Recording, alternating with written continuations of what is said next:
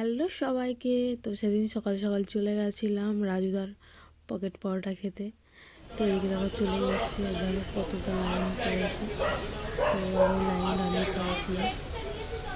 এই দেখো সবাই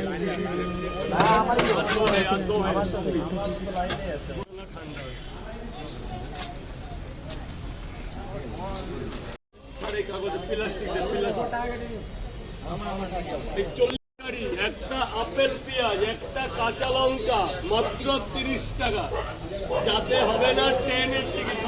ও ভেরি নাইস, ও মাই গড। রাজুদা একবার হাই করে দাও দেখি। হাই, ও মাই গড।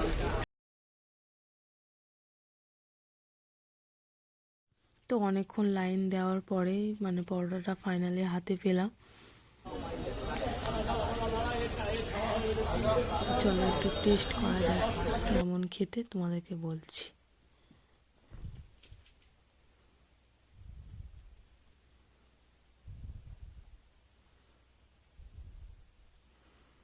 আমার মুখে স্মাইল দেখে নিশ্চয়ই বুঝতে পারছো সত্যি পরোটা ভালো।